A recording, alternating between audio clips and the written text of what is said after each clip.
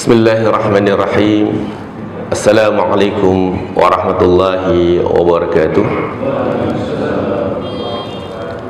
Alhamdulillahilladzi arsala rasulahu bil huda wa dinil haqq liyudhhirahu 'alad dini kullihi walau karihal musyrikun.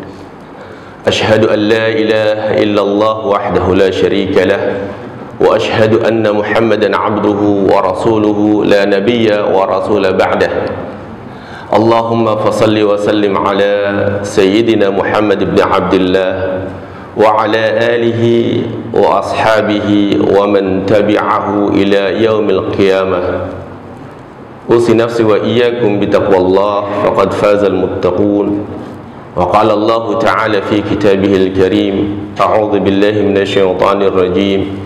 Ya ayyuhalladzina amanu taqullaha haqqa tuqatih wa la tamutunna illa wa antum muslimun.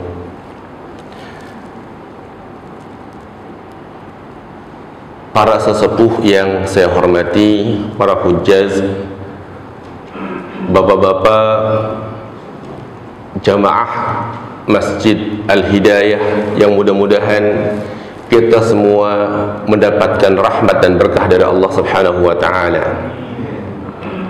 Dengan izin Allah, pada pagi hari ini alhamdulillah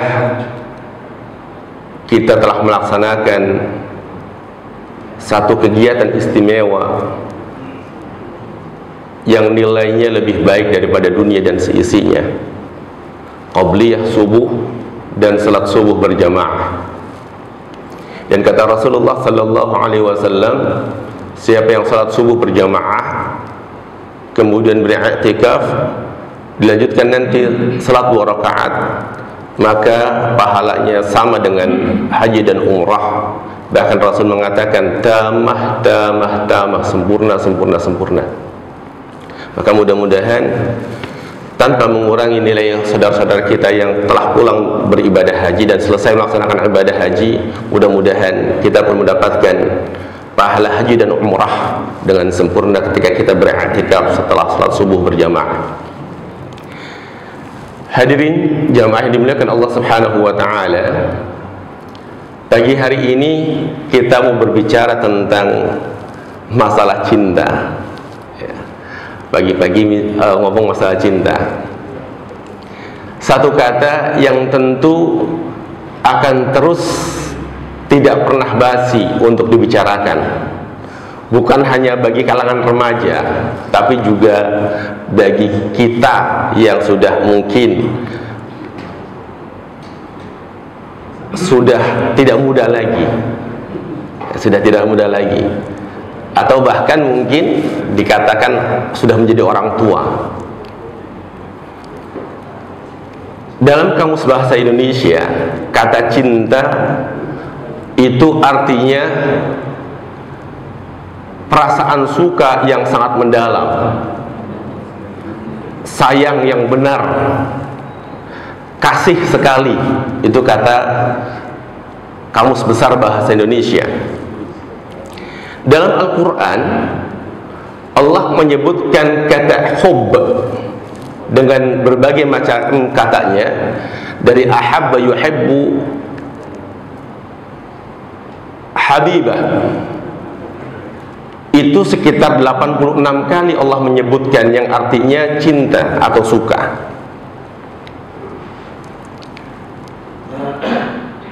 Maka perasaan cinta ini Allah sebutkan dalam surat Al-Imran ayat 14. Zuyyina lin-nasi hubb. Manusia itu diberikan hiasan, diberikan keindahan berupa cinta. Terhadap apa? Ada syahwat. Syahwat terhadap wanita, terhadap anak-anak, terhadap harta perhiasan emas, perak dan segala macamnya. Maka ketika manusia mempunyai rasa cinta, itu sesuatu yang lumrah karena sudah menjadi fitrah manusia mempunyai perasaan cinta.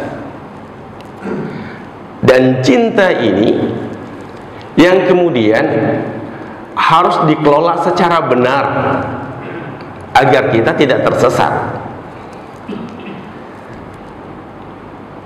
Jalaluddin Ar-Rumi, seorang sufi yang sangat luar biasa,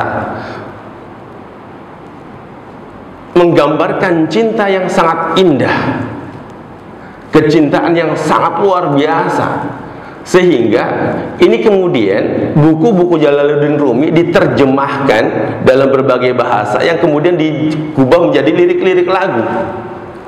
Tetapi yang Jalaluddin Rumi inginkan adalah cinta kepada Allah diplesetkan cinta kepada manusia. Cinta-cinta kepada manusia. Saya pernah ketemu dengan seorang profesor dari Harvard University, namanya Annemarie Schimmel. Orang Yahudi dari Jerman, menguasai 14 bahasa, dan bahasa Arabnya fasih. Bahasa Arabnya fasih, sangat luar biasa, mengerti bahasa Arab. Dan ahli sufistik, mengajar sufi di Harvard University.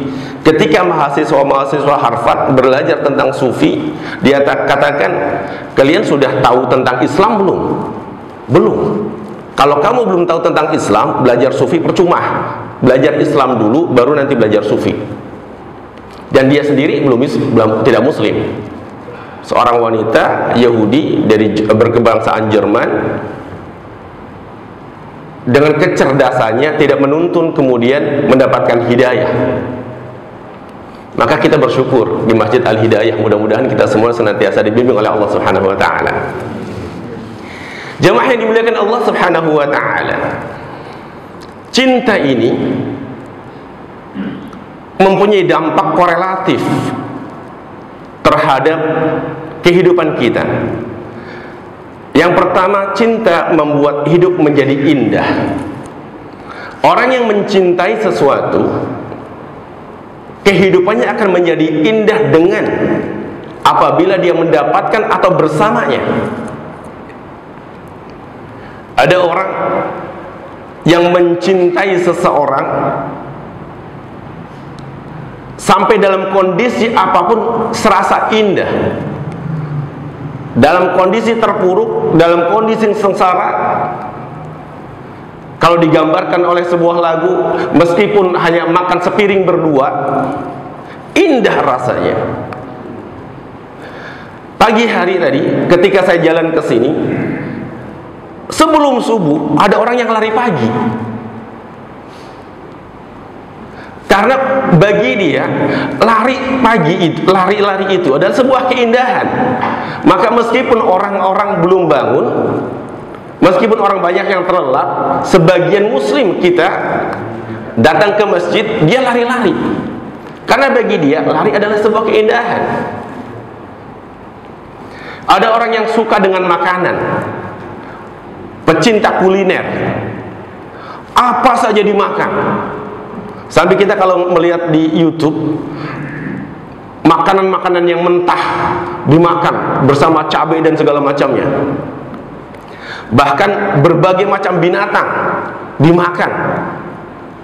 Bagi kita mungkin kadang-kadang sebagian sangat merasa jijik dan risih. Tapi bagi mereka yang suka dengan kuliner ekstrim, makan dengan segala macamnya, bahkan satu hal menjadi kebanggaan sekarang, ada yang orang makan dengan emas dimakan. Makanan yang dibungkus atau dibingkai dicampur dengan emas. Padahal dipakaikan saja untuk laki-laki tidak boleh. Tapi ada orang yang sampai makan emas dengan harga yang sangat fantastis. Bagi orang yang mencintai kuliner. Bagi orang yang mencintai olahraga ekstrim, rela mengorbankan berbagai macam hal untuk mendapatkan kesenangan, kebanggaan, merasa senang dia ketika dia melakukan sesuatu. Jadi cinta melahirkan keindahan, cinta melahirkan kesenangan, cinta melahirkan sesuatu yang membahagiakan. Itu yang pertama. Yang kedua, Cinta kemudian melahirkan satu motivasi yang tinggi. Orang yang mempunyai kecintaan terhadap sesuatu akan muncul motivasi untuk melakukan banyak hal.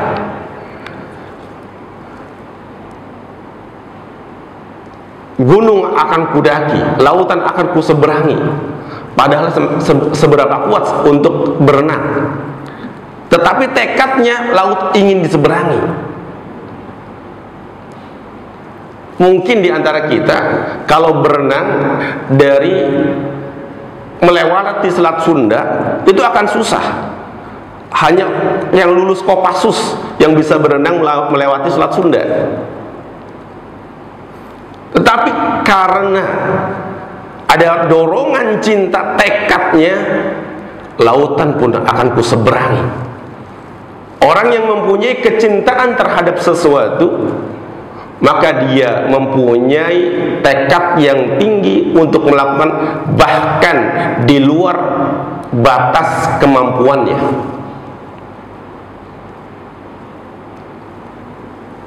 Ada orang yang ingin punya rumah mewah sampai ngirit makan, hemat jajan anaknya, sedikit jatah untuk istrinya. Kenapa? Karena keinginan mempunyai rumah mewah dan megah. Ada orang ingin punya mobil idamannya, entah mobil sport, entah mobil apa, rela dia untuk menyisihkan sebagian besar uangnya untuk membelikan mobil, bahkan berhutang. Seringkali kita mendapatkan kajian-kajian bahwa jauhi ribawi, jauhi makan harta yang riba. Tapi kadang-kadang karena keinginan kita, cinta kita terhadap dunia tersebut, entah berupa rumah, entah berupa mobil, entah berupa apapun, kita labrak. Kenapa? Karena ada keinginan, ada kecintaan terhadap sesuatu. Bahkan kalau kita melihat kisah-kisah romantika, bagaimana orang yang tidak mempunyai kemampuan atau kemampuan sekedarnya, dia bisa mengeluarkan effort yang sangat luar biasa untuk mendapatkan yang dia inginkan. Kisah ketika orang miskin ingin menikahi orang yang kaya seringkali menjadi romantika yang sangat luar biasa, dan effortnya sangat besar, ujiannya sangat besar, tetapi kadang-kadang seringkali bisa dilewati. Kenapa? Karena ada cinta, maka mempunyai sikap, sifat, keinginan yang sangat luar biasa tumbuh, kemampuan yang tinggi untuk mendapatkannya. Yang ketiga, dampak korelatif dari cinta adalah mau berkorban. Orang yang mempunyai rasa cinta, orang yang mempunyai keinginan, orang yang mempunyai kesukaan yang disukai, maka akan rela berkorban, mengorbankan harta, mengorbankan waktu, mengorbankan tenaga, bahkan mengorbankan nyawa untuk yang dicintainya. Jamaah yang dimuliakan Allah Subhanahu wa ta'ala, berbicara dengan cinta, maka Allah memberikan guidance, panduan untuk kita agar kita tidak tersesat dalam mengelola rasa kita. Allah Subhanahu wa ta'ala di surat At-Taubah ayat 23-24, surat At-Taubah ini berkaitan dengan kaum muslimin ketika berada di Mekah dan diperintahkan untuk hijrah.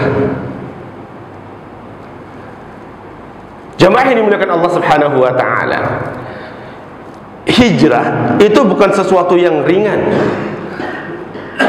Kenapa? Karena harus meninggalkan istri, meninggalkan suami yang perempuan, meninggalkan keluarga, meninggalkan anak, meninggalkan harta benda, meninggalkan rumah, meninggalkan perniagaan, meninggalkan semua yang dimiliki.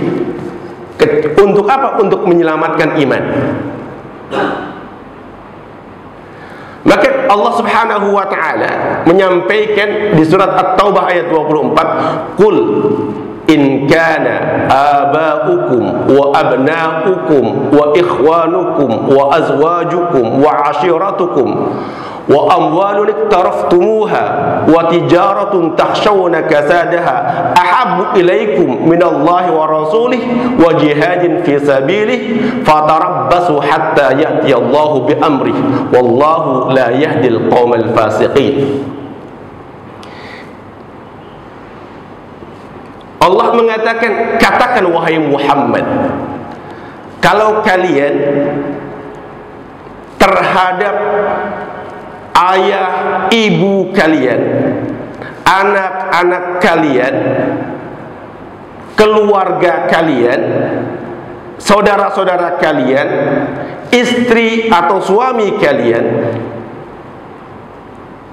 keluarga besar kalian, harta yang melimpah yang kalian miliki, perniagaan yang kalian takut terhadap bangkrutnya, dan rumah yang nyaman yang kalian miliki, ahabba ilaikum minallahi wa rasulih wa jihadin fi sabilih, kalau itu semua lebih kalian cintai daripada Allah, Rasulnya, dan jihad fi sabilillah, fatarabbasu hatta ya'tiyallahu bi amrih, tunggulah nanti ketetapan yang Allah berikan kepada kalian.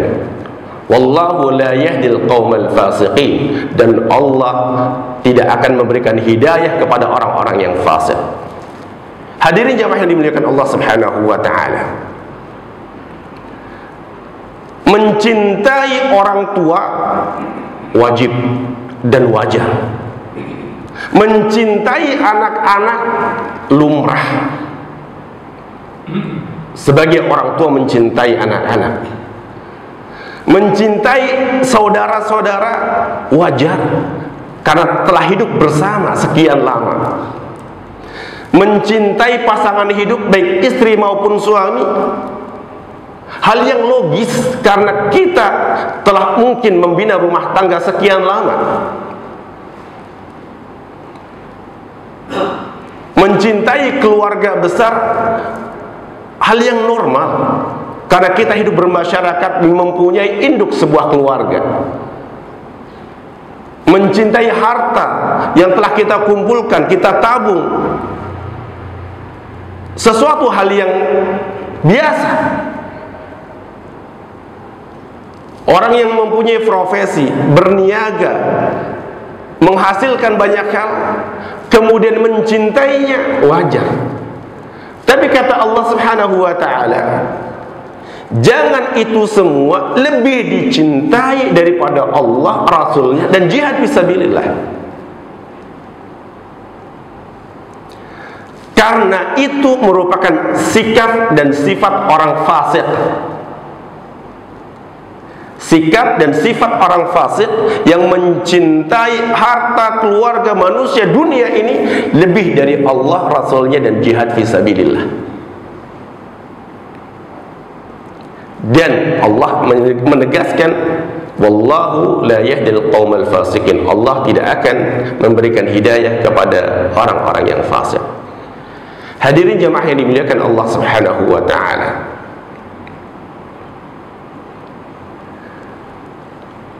firman Allah ini sebagai acuan, landasan, bimbingan untuk kita. Karena sebagaimana Allah jelaskan di surat Al-Imran bahwa ini harta benda, keluarga, tetapi ketika itu semua menjadi penghalang untuk lebih mencintai kepada Allah Subhanahu wa ta'ala, maka itu akan menjadi musibah.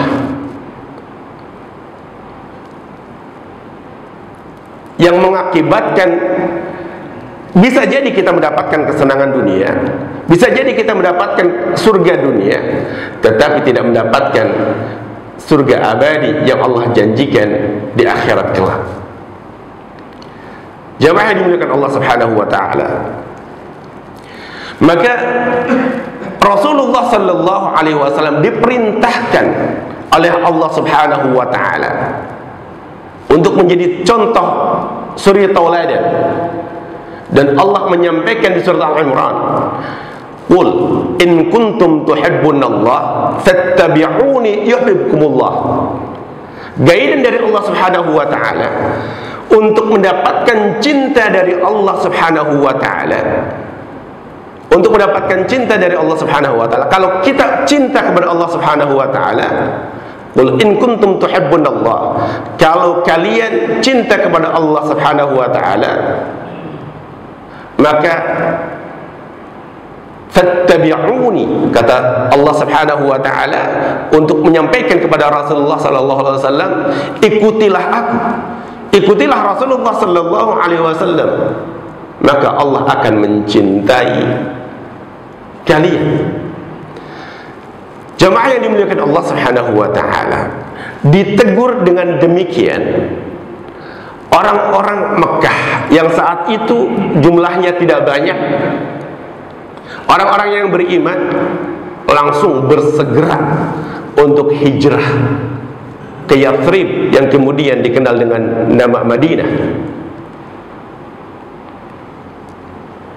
Dan Allah Subhanahu wa taala menggambarkan betapa sulitnya orang-orang yang hijrah ini, sampai kemudian mereka dijuluki dengan al-fuqara, orang-orang yang fakir, yang tadinya kaya menjadi tidak punya harta, yang tadinya mempunyai keluarga terpisah dari keluarganya, yang tadinya punya rumah dia tidak punya rumah lagi.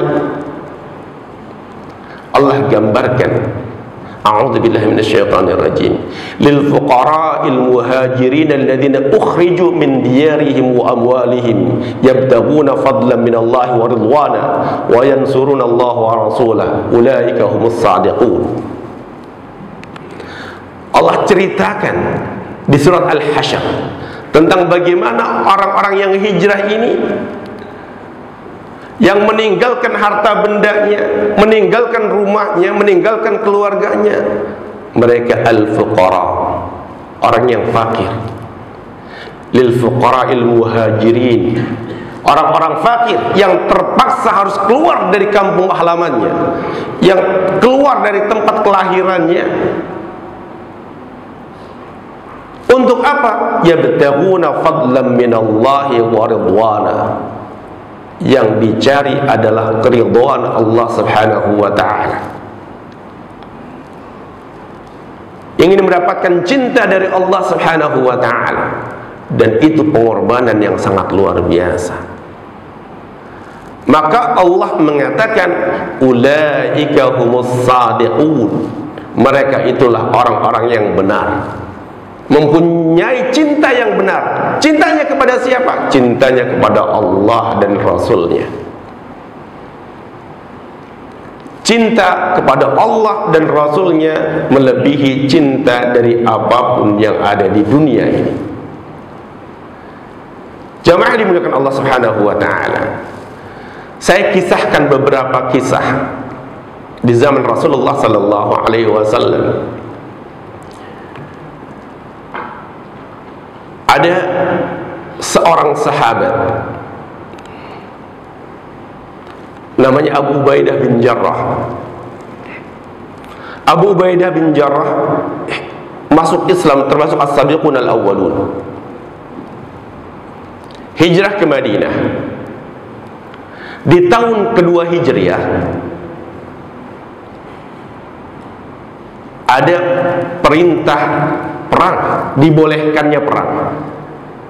Dan perang di tahun kedua Hijriah di bulan Ramadan, yaitu perang Badar, yang jumlah umat Islam sekitar 300, jumlah orang kafir Quraisy sekitar 1000.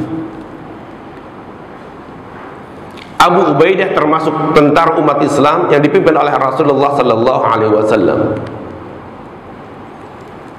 Ketika perang, Abu Ubaidah menghindari satu orang dari Mekah.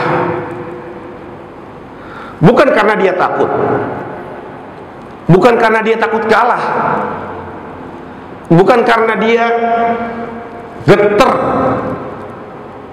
malu, bukan.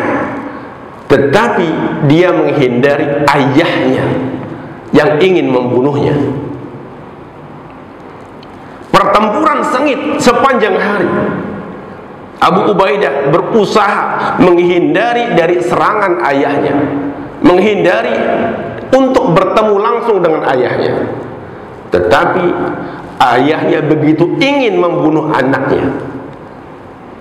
Maka satu kesempatan kemudian Abu Ubaidah bin Jarrah terpaksa harus berhadapan dengan ayahnya. Satu pemandangan tentu yang bagi kita secara normal alangkah kurang ajarnya anak bertempur, berperang, tanding dengan ayahnya. Bukan latihan, dua-duanya secara serius. Tapi Abu Ubaidah berusaha menangkis setiap serangan dari ayahnya, dan ayahnya terus ingin membunuhnya. Sampai kemudian terpaksa Abu Ubaidah mengayunkan pedangnya dan mengenai tubuh ayahnya, dan ayahnya meninggal dunia di tangan Abu Ubaidah sebagai seorang anak. Jemaah dimuliakan Allah Subhanahu wa taala. Seorang muslim, seorang mukmin yang baik ketika membunuh ayahnya tentu sedih. Tentu sedih. Dan ini diabadikan oleh Allah Subhanahu wa taala di surat Al-Mujadilah.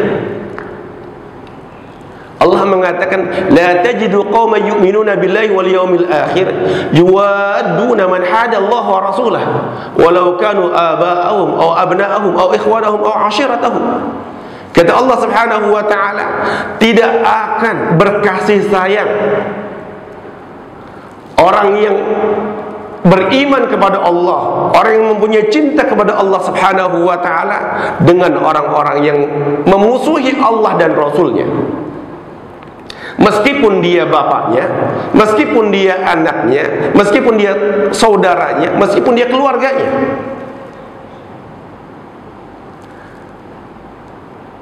Dan Allah menutup ayat ini diantaranya, radhiyallahu anhum wa radu'an.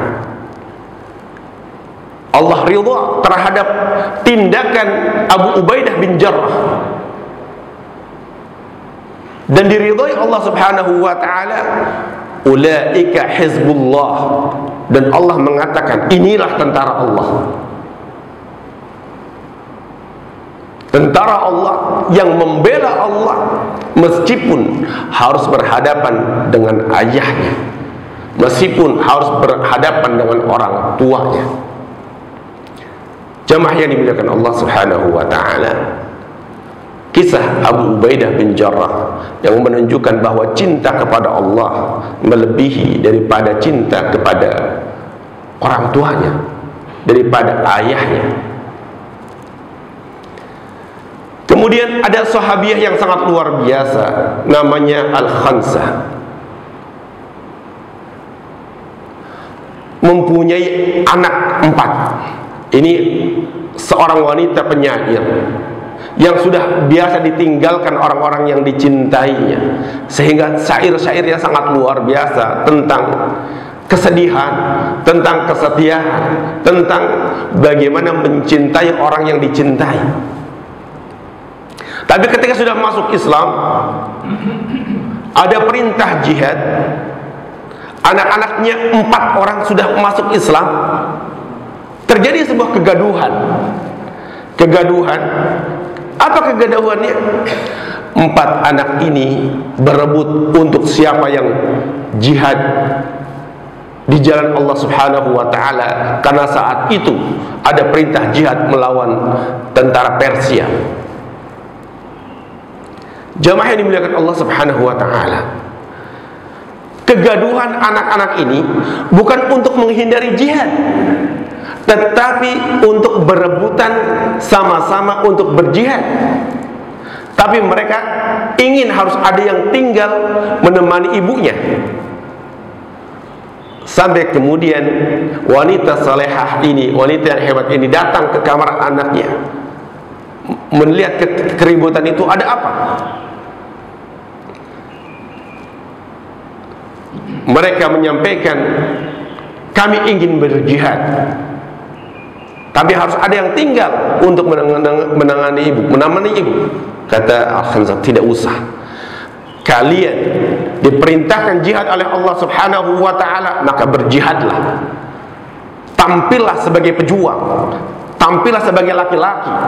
Jangan menoreh aib di depan hidung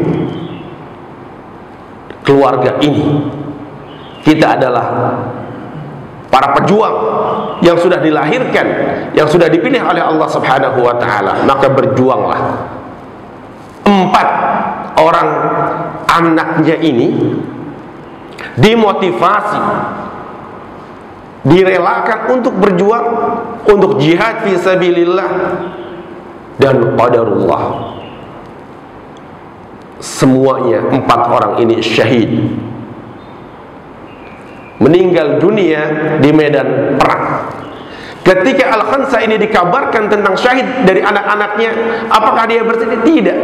Justru dia berbangga, ya Allah, saksikan bahwa anak-anakku telah berjuang untukmu, membela agama Allah Subhanahu wa ta'ala. Dan ini sebuah kecintaan kepada Allah seorang ibu. Karena dalam sejarah panjang manusia, tidak ada seorang ibu yang tidak sayang dengan anaknya. Kecintaan kepada seorang wanita yang melahirkan anak-anaknya itu mempunyai cinta yang tinggi.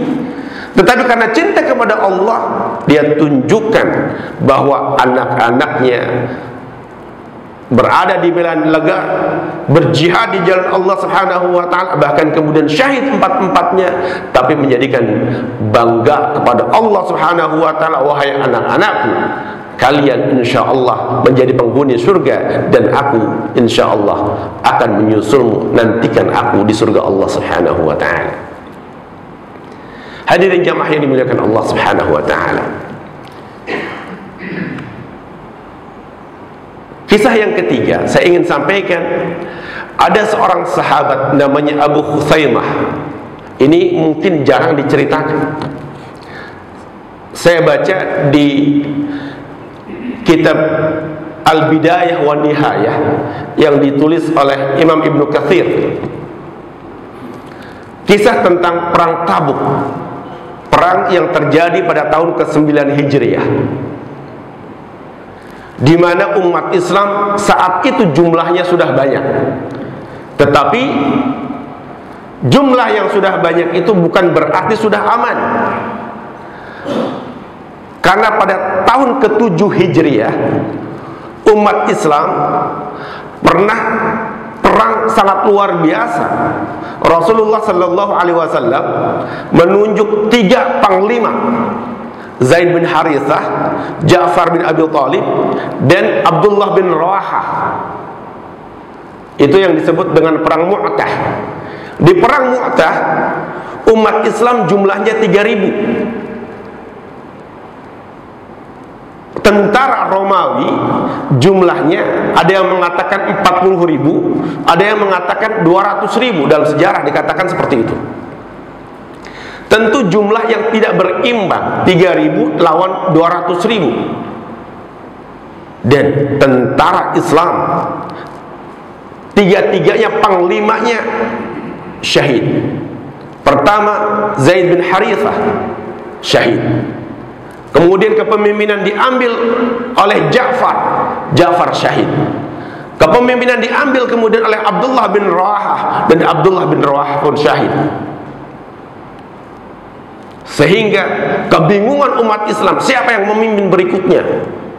Maka saat itulah tampil seorang pejuang hebat yang baru masuk Islam, namanya Khalid bin Walid. Khalid bin Walid ini baru masuk Islam di awal tahun ke-7 Hijriah. Baru masuk. Jadi belum 1 tahun dia Islam, tapi sudah menjadi panglima Islam yang kemudian menggantikan orang-orang hebat Zaid bin Harithah, Ja'far bin Abi Thalib, dan Abdullah bin Rawahah. Jadi kalau ada orang masuk Islam sudah 1 tahun, jangan disebut mu'alaf terus. Di Indonesia ini seringkali kalau ada orang Tionghoa Muslim, dia mu'alaf, sudah bukan mu'alaf.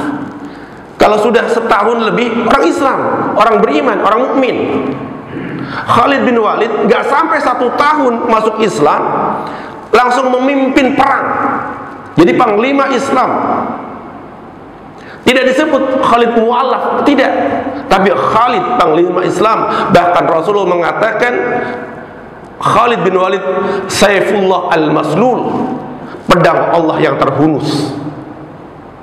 Jadi, nah, karena di tahun ke-7 Hijriah ini orang Romawi merasa kalah dengan orang Islam yang jumlahnya sedikit. Maka Raja Heraklius itu penasaran, ingin menaklukkan orang Arab yang saat itu kemudian pemimpinnya adalah baginda Rasulullah Sallallahu Alaihi Wasallam dan pusat pemerintahannya ada di Madinah. Pusat pemerintahannya ada di Madinah. Jamaah yang dimuliakan Allah Subhanahu Wa Taala, kondisi Madinah saat itu kondisi panas, kondisi paceklik, kondisi susah. Meskipun umat Islam sudah banyak, maka Rasulullah Sallallahu Alaihi Wasallam setelah melihat kondisi, berijtihad, diskusi dengan para sahabat, maka memutuskan untuk keluar dari Madinah, mengadakan pertempuran di luar Madinah.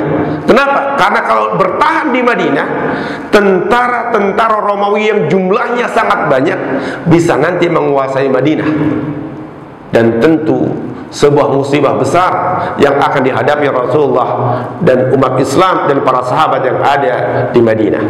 Maka Rasulullah Sallallahu Alaihi Wasallam memutuskan untuk keluar dari Madinah untuk mengadakan perang. Jamaah yang dimuliakan Allah Subhanahu Wa Taala, peristiwa itulah yang sering kita kenang. Bagaimana para sahabat ini mau berkorban, mengorbankan hartanya. Dari Utsman bin Affan yang tentu kaya raya, mengorbankan dari uangnya, untanya, perbekalannya. Abdurrahman bin Auf menginfakkan sekian banyak hartanya. Dan kisah inspiratif yang sering kali kita kenal, Umar bin Khattab menginfakkan, menyerahkan separuh hartanya. Sampai Rasul mengatakan, wahai Umar, apa yang engkau sisakan untuk keluargamu? Kata Umar, masih ada separuh ya Rasulullah. Karena Umar menyerahkan begitu banyak harta. Kata Rasulullah, apa yang kamu sisakan untuk keluargamu wahai Umar? Masih ada separuh ya Rasulullah. Tapi apa kemudian yang terjadi? Abu Bakar As-Siddiq menyerahkan seluruh hartanya, menyerahkan seluruh harta yang dimilikinya Abu Bakar As-Siddiq. Maka kata Rasulullah, Abu Bakar, apa yang kamu sisakan untuk keluargamu? Ini yang mungkin sekali lagi kita tak sanggup, tak bakal sanggup. Apa kata Abu Bakar? Aku tinggalkan untuk keluargaku adalah Allah dan Rasulnya. Allah dan Rasulnya. Jamaah yang dimuliakan Allah Subhanahu Wa Taala, kenapa Abu Bakar bisa sedemikian itu? Karena tentu dia sudah mentarbiah keluarganya, sehingga yakin meskipun menginfakkan sedekah. Kemudian Rasulullah dan para sahabat berangkat dengan pasukan yang jumlahnya sekitar 30.000 pasukan. Dan ini pasukan terbesar yang dipimpin oleh Rasulullah Sallallahu Alaihi Wasallam dalam sepanjang sejarah.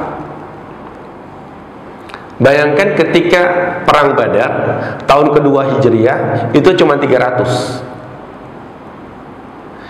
Ketika tahun ke-6 Hijriah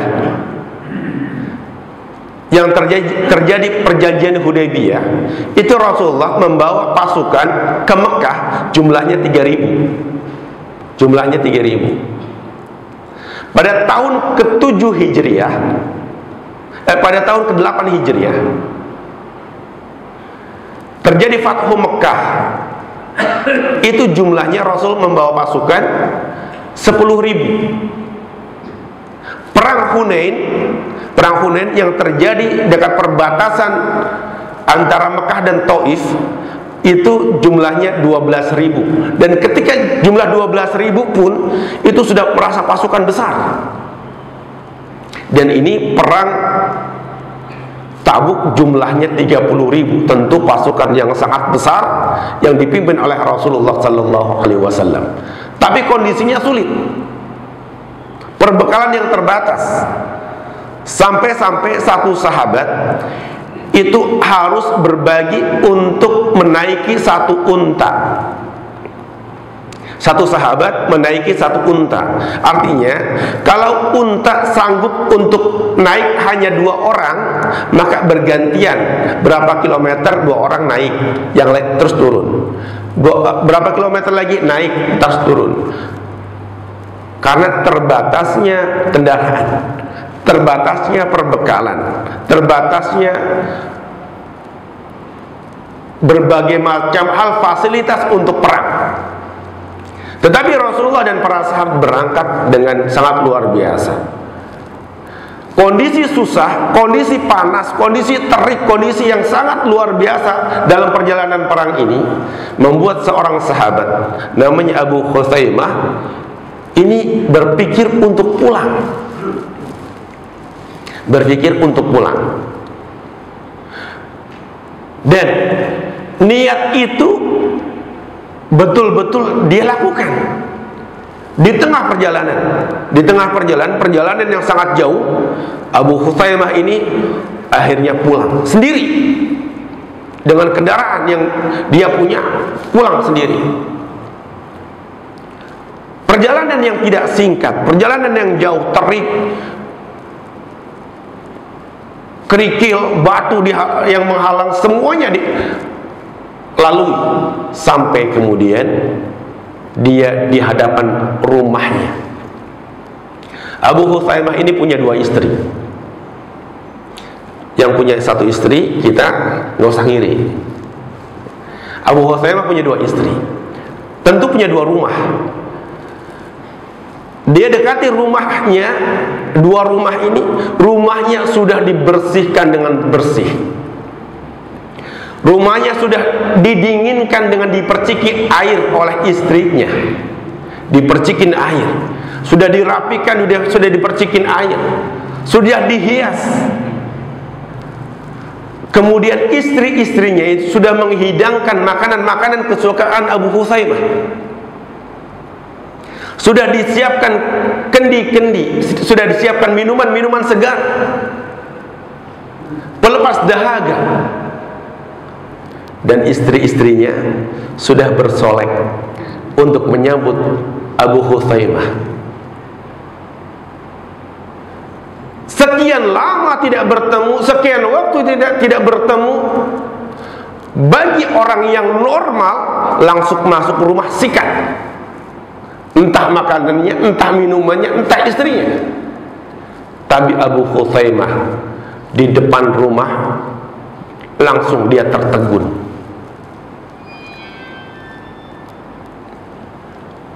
Langsung dia ingat Rasulullah Sallallahu Alaihi Wasallam.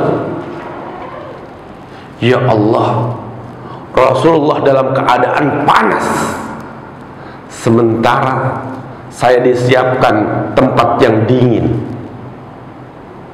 Rasulullah berada di tempat yang terbuka, sementara saya disiapkan rumah yang tertutup dengan nyaman. Rasulullah dan para sahabat dalam keadaan kehausan, sementara saya disiapkan minuman yang segar. Rasulullah dan para sahabat menahan lapar karena sedikitnya fasilitas peperangan, sementara saya disiapkan makanan-makanan yang lezat. Rasulullah dan para sahabat jauh daripada istri-istrinya, sementara istri-istri saya sudah siap untuk melayani. Alangkah berdosanya saya, alangkah berdosanya saya. Maka Abu Hutsaimah langsung bertekad, saya tidak akan masuk rumahku, saya tidak akan menemui istri-istriku, saya tidak akan meminum walaupun seteguk, saya tidak akan makan meskipun secuil dari makanan-makanan yang sudah dihidangkan. Bismillah tawakkaltu ala Allah, atas nama Allah saya bertawakal kepada Allah, berangkat kembali menuju medan pertempuran. Kembali menemui Rasulullah sallallahu alaihi wasallam yang sudah berhari-hari. Coba bayangkan perjalanan ketika dia meninggalkan Rasulullah itu sudah jauh, dan dia harus mengejar Rasulullah sallallahu alaihi wasallam yang sudah jauh meninggalkan. Maka effortnya, kesungguhannya membuat dia termotivasi untuk melakukan di luar nalar manusia, di luar kemampuan biasa. Dia arungi panas yang terik, perjalanan yang terjal, yang sulit, dia tembus dengan kesungguhan dan kecepatan, kemampuan sebisanya. Sampai akhirnya Rasulullah sudah sampai ke Tabuk, baru kemudian Abu Hutsaimah sampai ke Tabuk. Sampai ke Tabuk. Kenapa? Karena kesungguhannya, semua potensinya, semua kemampuannya dia kerahkan sampai bisa menyusul Rasulullah sallallahu alaihi wasallam. Jamaah yang dimuliakan Allah Subhanahu wa taala, perang Tabuk ini perang yang sangat luar biasa. Umat Islam menunjukkan izzahnya, menunjukkan kemuliaannya, menunjukkan kehebatannya. Rasulullah dan para sahabat siap menghadapi orang-orang Romawi yang jumlahnya jauh melampaui dari jumlah kaum muslimin. Persenjataannya lebih siap, perbekalannya lebih banyak. Tetapi panglima-panglima Romawi melihat umat Islam begitu gagah, begitu hebat, begitu berani, ciut mental mereka, jatuh mental mereka, dan mereka tidak berani menghadapi umat Islam.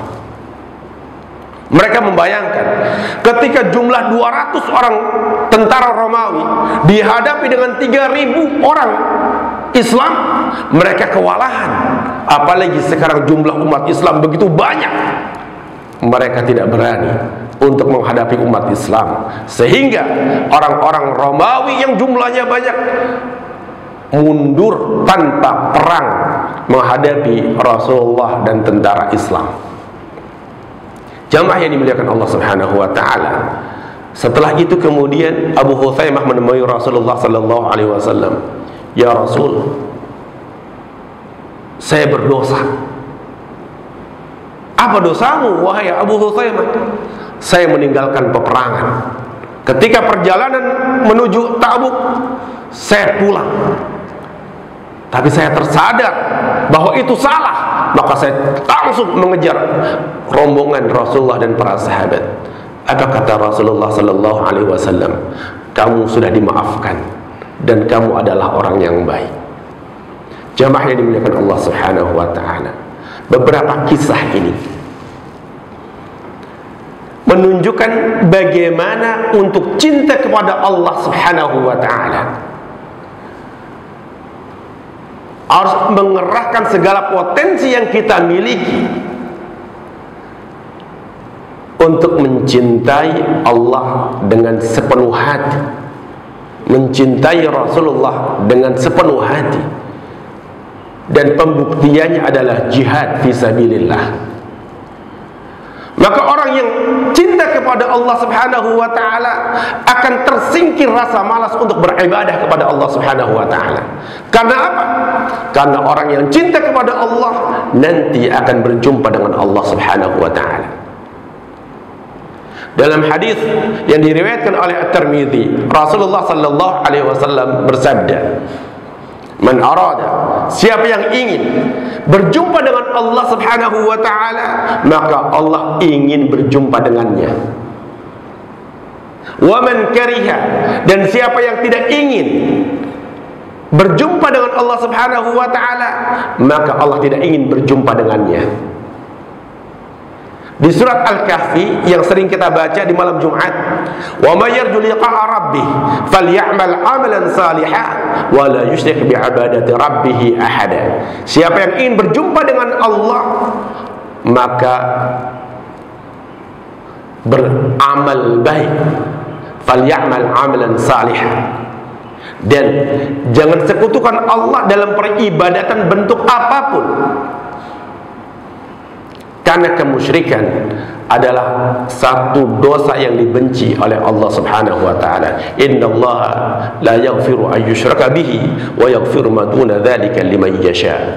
Allah tidak suka, tidak akan mengampuni dosa syirik, dan mau mengampuni dosa-dosa selain syirik sekehendak Allah Subhanahu wa ta'ala. Jamaah yang dimuliakan Allah Subhanahu wa ta'ala, maka mari di bulan Dzulhijjah, bulan haram, bulan yang mulia, bulan yang suci ini, kita melatih untuk mencintai Allah sebagaimana Nabi Ibrahim alaihissalam mencintai Allah Subhanahu wa ta'ala. Dan mencintai Allah Subhanahu wa ta'ala adalah keinginan untuk berjumpa dengan Allah Subhanahu wa ta'ala. Ingin berjumpa dengan Allah Subhanahu wa ta'ala artinya kita ringankan langkah kita untuk beribadah kepada Allah Subhanahu wa ta'ala, di antaranya salat-salat kita. Allah Subhanahu wa ta'ala memerintahkan kita aqimus salah, untuk mendirikan salat. Dan godaannya banyak. Godaannya banyak. Salah satu bentuk cinta kepada Allah Subhanahu wa ta'ala adalah kita beribadah salat secara baik. Tingkatkan kualitas salat kita, tingkatkan kualitas ibadah kita. Kalau kualitasnya sudah naik, tingkatkan kuantitas, jumlahnya diperbanyak. Maka ketika Rasulullah sallallahu alaihi wasallam qiyamul lail sampai kakinya bengkak, Aisyah radhiyallahu anha heran, "Ya Rasul, bukankah engkau sudah maksum, terlepas dari dosa? Bukankah engkau dicintai oleh Allah? Bukankah engkau pasti nanti masuk surga? Kenapa engkau sampai demikian rupa?" Dan Rasul mengatakan, "Apakah kamu tidak suka kalau saya menjadi abdan syakura, hamba yang bersyukur?" Cintanya Rasulullah kepada Allah Subhanahu wa ta'ala membuat ibadah yang kalau kita hitung dari sekitar tengah malam jam 12 sampai sekitar jam 4, itu ibadah yang lama. Dan setiap malam, bukan sesekali, setiap malam Rasul lakukan. Kenapa demikian? Karena cinta kepada Allah. Dan ketika salat itu berjumpa dengan Allah Subhanahu wa ta'ala. Kita latih ketika salat kita seperti berdialog dengan Allah. Caranya bagaimana? Pahami bacaan-bacaan salat. Pahami bacaan-bacaan salat. Ya. Dengan memahami bacaan salat, kita berdialog dengan Allah Subhanahu wa ta'ala. Ibadah yang sangat luar biasa kita latih untuk berdialog dengan Allah Subhanahu wa ta'ala. Berdialog dengan Allah Subhanahu wa ta'ala yang lain apa? Dengan baca Al-Quran. Baca Al-Quran itu membaca firman Allah, seperti berdialog dengan Allah. Dan itu kita latih untuk memahami Al-Quran. Kenapa kita membaca Al-Quran sebentar-sebentar ngantuk, sebentar-sebentar bosan? Karena kita tidak memahami maknanya. Bayangkan Abu Jahal, Abu Lahab benci kepada Rasulullah sallallahu alaihi wasallam, tapi pengen dengar Al-Quran. Kenapa pengen dengar Al-Quran? Karena ada keindahan Al-Quran. Kenapa kita tidak merasakan keindahan Al-Quran? Karena kita tidak ngerti balaghahnya. karena kita tidak mengerti uslubnya, karena kita tidak memahami maknanya, maka kita belajar memahami Al-Quran agar kita mendapatkan keindahan. Jamaah yang dimuliakan Allah Subhanahu wa taala, belajar dari Nabi Ibrahim yang cinta kepada Allah Subhanahu wa taala, rela mengorbankan bahkan yang dia miliki, yaitu anak kesayangannya Ismail alaihissalam. Dan itu bentuk satu pengorbanan. Maka kita dilatih untuk berkorban. Agar apa? Agar cinta dunia kita diputus, jangan berlebihan. Cinta yang harus kita tingkatkan, cinta kepada Allah Subhanahu wa taala dan Rasulnya. Umar bin Khattab pernah mengatakan, tidak ada yang aku cintai di dunia ini, Rasul, Allah, dan tapi tidak ada yang aku lebih cintai selain diriku. Apa kata Rasulullah sallallahu alaihi wasallam? La ya Umar, tidak wahai Umar. Kamu harus mencintaiku lebih dari mencintai dirimu. Al-an ya Rasulullah, sekarang juga saya katakan ya Rasulullah, aku lebih mencintaimu daripada diriku sendiri. Bahkan Umar diajarkan oleh Rasulullah sallallahu alaihi wasallam untuk mencintai Allah, mencintai Rasulullah dari mencintai dirinya sendiri. Maka jemaah yang dimuliakan Allah Subhanahu wa taala, mari kita belajar untuk mencintai yang Maha Cinta. Al-Qushairi dalam kitabnya menjelaskan bahwa Allah yang Maha Cinta akan menguasai hamba-hambanya yang mencintainya. Dan di antara lazzatul iman yang Rasulullah sampaikan adalah orang yang mencintai Allah dan Rasulnya lebih dari mencintai apapun, maka dia akan mendapatkan nikmatnya iman, kelezatan iman. Itu saja kira-kira yang saya sampaikan pada pagi hari ini. Mudah-mudahan Allah Subhanahu wa taala membimbing kita menjadi hamba-hamba Allah yang senantiasa menjaga diri untuk mencintai Allah, mencintai Rasulullah sallallahu alaihi wasallam lebih dari apapun, dan mudah-mudahan kita nanti mendapatkan kesempatan menjaga kecintaan ini sampai ujung kehidupan kita, sehingga kita mati dalam keadaan husnul khatimah. Dan mudah-mudahan Allah Subhanahu wa taala memberikan kesempatan kita untuk mencintai Allah sampai berjumpa dengannya. Kita berjumpa dengan Allah, berjumpa dengan kekasih Allah yaitu Rasulullah sallallahu alaihi wasallam, dan itu adalah kenikmatan yang sangat luar biasa ketika kita masuk surga, bertemu Rasulullah dan bertemu dengan Allah Subhanahu wa taala. Aqulu qouli hadza wa astaghfiruh. Assalamualaikum warahmatullahi wabarakatuh. Ada yang mau pertanyaan atau cukup ya? Kita berdoa sebentar, kita tutup dengan doa. A'udzubillahi minasyaitonirrajim. Allahumma salli ala habibina wa syafi'ina wa karimina wa dukhrina wa maulana Muhammad wa ala alihi wa sahbihi ajma'in. Alhamdulillahi rabbil alamin. Hamdan syakirin, hamdan yuwafi ni'amahu wa yukafi mazidah. Ya Rabbana lakal hamdu kama yanbaghi li jalali wajhikal karim wa 'azimi sultanik. La ilaha illa anta subhanaka inna kunna minadh dhalimin. Rabbana zalamna anfusana wa illam taghfir lana wa tarhamna lanakunanna minal khasirin. Rabbana ighfir lana wa liwalidina warhamhum kama rabbawna shighara wa li ikhwanina alladhina sabaquna bil iman ولا تجعل في قلوبنا غلا للذين آمنوا ربنا إنك رؤوف رحيم. اللهم ارزقنا حبك، اللهم ارزقنا حب حبيبك نبينا محمد صلى الله عليه وسلم. اللهم ارزقنا حب من يحبك وحب الأعمال الذي يقربنا إليك ويرضاك يا الله يا رب العالمين. اللهم إنا نسألك علما نافعا وعملا متقبلا ورزقا واسعا حلالا طيبا وشفاء من كل داء. اللهم إنا نعوذ بك من علم لا ينفع ومن قلب لا يخشى ومن عين لا تدمع ومن دعاء لا يستجاب. ربنا هب لنا من أزواجنا وذرياتنا قرة أعين واجعلنا للمتقين إماما. اللهم إنا نسألك سلامة في الدين وعافية في الجسد وزيادة في العلم وبركة في الرزق وتوبة قبل الموت ورحمة عند الموت ومغفرة بعد الموت. اللهم هون علينا في شقرات الموت والنجاة من النار والعفو عند الحساب. ربنا لا تزغ قلوبنا بعد إذ هديتنا وهب لنا من لدنك رحمة إنك أنت الوهاب. ربنا آتنا في الدنيا حسنة وفي الآخرة حسنة وقنا عذاب النار.